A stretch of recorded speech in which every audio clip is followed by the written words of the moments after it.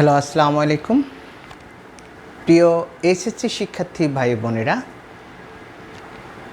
আজ আমরা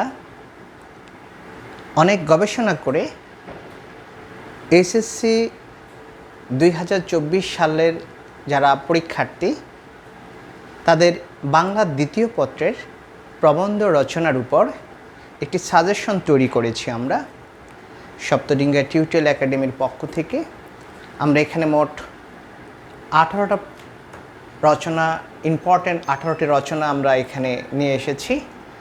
আশা করি ইনশাল্লাহ এই 18টি রচনা ভালো মতো পড়লে এখান থেকে ইনশাল্লাহ কমন পড়বেই।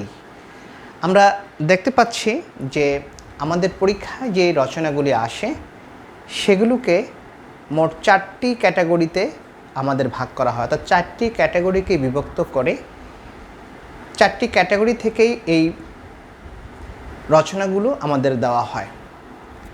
যেমন নৈতিক ও মূল্যবোধ, বিজ্ঞান ও প্রযুক্তি, জাতীয় চেতনা, শিল্প ও অর্থনীতি, এই 4টি। কিন্তু ইদানিং দেখা যাচ্ছে সাম্প্রতিক বিষয়াবলীর উপর থেকেও রচনা আসে। সুতরাং ক্যাটাগরিকে আমরা মোট 5টি ক্যাটাগরিতে ভাগ করতে পারি।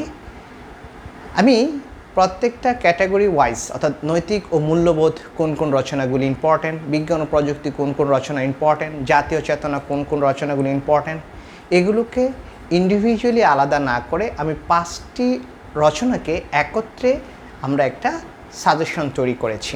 আমরা প্রথমে যদি দেখি, 1 নম্বরে বলা আছে 21শে বাঙালির অহংকার অথবা 21এর চেতনায় 71-এর মুক্তিযুদ্ধ। 21এর চেতনা অথবা আন্তর্জাতিক মাতৃভাষা দিবস, যেভাবে আসুক না কেন একই অ্যাঙ্গেলে এই রচনাটা লেখা যায়। 2 নম্বর হচ্ছে মাদকাসক্তি ও আমাদের যুব সমাজ, মাদকাসক্তির কারণ ও প্রতিকার। এটা একইভাবে আসতে পারে বা অন্যভাবেও যদি দেয়, মাদকাসক্তির টার্মটার উপরেই আমরা লিখব। তথ্য প্রযুক্তি ও উন্নয়নের অগ্রযাত্রায় বাংলাদেশ অথবা তথ্য প্রযুক্তি ও আজকের বাংলাদেশ। জাতীয় জীবনের মুক্তিযুদ্ধের চেতনা, মুক্তিযুদ্ধের চেতনা ও আমাদের করণীয়, মহান মুক্তিযুদ্ধের চেতনা। বাংলাদেশের পর্যটন শিল্প, সমস্যা ও সম্ভাবনা, রূপসী বাংলাদেশ। স্বদেশপ্রেম, অর্ধাবসায়, কৃষিতে বাংলাদেশের উন্নতি এবং কৃষক, কৃষিতে বিজ্ঞান ও প্রযুক্তি, পোশাক শিল্প, সমস্যা ও সম্ভাবনা, সাম্প্রদায়িক সম্প্রীতি, সাম্প্রদায়িক সম্প্রীতি ও বাংলাদেশ, জাতীয় উন্নয়নে নারী সমাজের ভূমিকা, পরিবেশ দূষণ ও বাংলাদেশ, বাংলাদেশের পোশাক শিল্প, বই পড়ার আনন্দ, ইন্টারনেট ও বর্তমান বাংলাদেশ। এবং সাম্প্রতিক বিষয়াবলীর উপর একটি রচনা আমাদের দৃষ্টিতে ইম্পর্ট্যান্ট, মেট্রো রেল। মেট্রো রেলটা বিভিন্ন আঙ্গিকে দিতে পারে, যানজট নিরসনে মেট্রো রেল, বা হচ্ছে ঢাকার শহরের উড়াল সেতুতে মেট্রো রেল, যেভাবেই আসুক না কেন, যেভাবেই দেওয়া হোক না কেন, একই আঙ্গিকে আমরা লিখব। 18 নম্বর যে রচনাটা বলা আছে বৈশ্বিক উষ্ণতা বৃদ্ধি ও বাংলাদেশ, জলবায়ু পরিবর্তন ও বৈশ্বিক উষ্ণায়ন। এই রচনাটা এইবার আসার সম্ভাবনা সবচেয়ে বেশি। এটাকে 18 নম্বরে দেওয়ার কারণ হচ্ছে যে আমরা এটাকে 1 নম্বরই দিতে পারতাম, কারণ এটা অনেকবারই আসছে, কিন্তু এবছরও এটা আসার সম্ভাবনা সবচেয়ে বেশি। আমরা এই 18টা যদি রচনা ভালো মতো পড়ি, ইনশাল্লাহ এখান থেকে কমন পড়বে। এই 18টা পড়লেই হবে।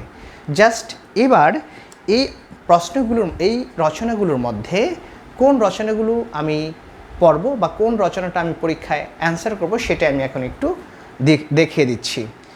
আমাদের প্রশ্ন হলো, যে সমস্ত রচনার মধ্যে অনেক তথ্য থাকে, অর্থাৎ যে সমস্ত রচনাগুলি তথ্যবহুল, বিভিন্ন ডাটা টেবিল, বিভিন্ন জার্নালের বিভিন্ন প্রতিবেদন দেওয়া যায়, বিভিন্ন পাই চার্ট ডায়াগ্রাম দেওয়া যায়, হিস্টোগ্রামের দেওয়া যায়, অথবা আমরা বিভিন্ন গ্রাফ অঙ্কন করতে পারি, বিভিন্ন দেশের বিভিন্ন ডাটা টেবিল আকারে যখন আমরা কোনো খাতার মধ্যে উপস্থাপন করতে পারি, সেক্ষেত্রে আমাদের মার্কসগুলো কিন্তু অনেক বেড়ে যায়।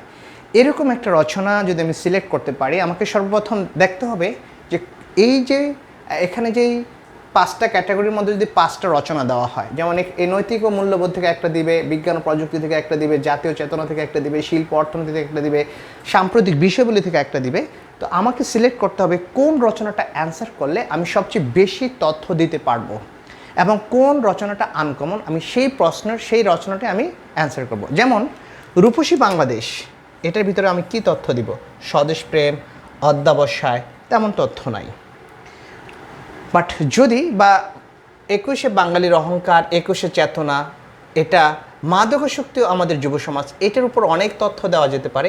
মাদকাসক্তির কারণ ও প্রতিকার, তথ্য প্রযুক্তি উন্নয়নে অগ্রযাত্রা বাংলাদেশ, এটার উপর অনেক তথ্য দেওয়া যেতে পারে। জাতীয় জীবনে মুক্তিযুদ্ধের চেতনা, কী আর তথ্য দেওয়া যাবে? বাংলাদেশের পর্যটন শিল্প সমস্যা ও সম্ভাবনা, এটার উপর অনেক তথ্য দেওয়া যেতে পারে। তাহলে আমার রচনাগুলোর মধ্যে যদি আমি সিলেক্ট করি, যেমন 2 নম্বর একটা রচনা, এটা আমি অ্যান্সার করতে পারবো। 3 নম্বর যে রচনা, সেটা আমি অ্যান্সার করতে পারবো। তারপরে 5 নম্বর যে রচনা, সেটা আমি অ্যান্সার করতে পারবো। কৃষিতে বাংলাদেশের উন্নতি এবং কৃষক, কৃষিতে বিজ্ঞান ও প্রযুক্তি, পোশাক শিল্প সমস্যা ও সম্ভাবনা, অনেক অনেক তথ্য এটার মধ্যে দেওয়া যাবে। সাম্প্রতিক সম্প্রীতি বাংলাদেশ, জাতীয় উন্নয়নে নারী সমাজের ভূমিকা, পরিবেশ দূষণ ও বাংলাদেশ, এটার উপর অনেক তথ্য দেওয়া যাবে। বাংলাদেশের পোশাক শিল্প অলরেডি লিখেছি, এটা 2বার হয়ে গেছে, বাংলাদেশের পোশাক শিল্প। তারপরে হচ্ছে বৈপার আনন্দ, এটার মধ্যে কোনো তথ্য নাই।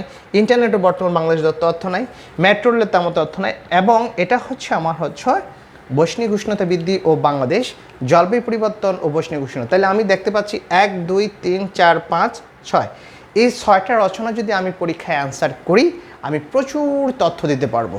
অনেক টেবিল, অনেক ডাটা, আমাকে বিভিন্ন, আমি প্রথম আলো পত্রিকা পড়ব, তারপর হচ্ছে আমি অন্যান্য যে পত্রিকাগুলি আছে, ইংলিশ পত্রিকা পড়তে পারি, ডেইলি স্টার পড়তে পারি।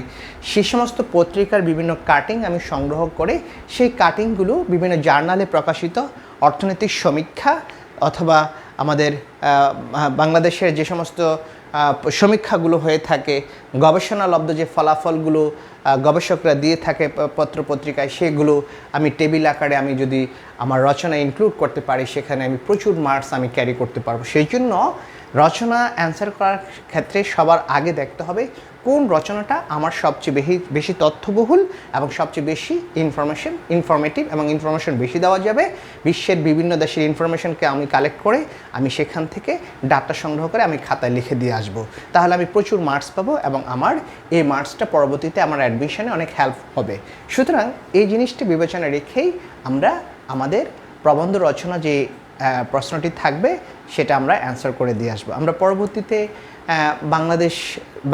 বাংলা দ্বিতীয় পত্রের আমরা ব্যাকরণের অংশের সাজেশন এবং ব্যাকরণ অংশগুলোর যে সলিউশন সেগুলো আমরা করে দিব। আজকে আমরা বাংলা দ্বিতীয় পত্র অর্থাৎ এসএসসি পরীক্ষার বাংলা দ্বিতীয় পত্র প্রবন্ধ রচনা যে সাজেশন, সেটার উপর আমরা ইনশাল্লাহ 18টা রচনা দিয়েছি।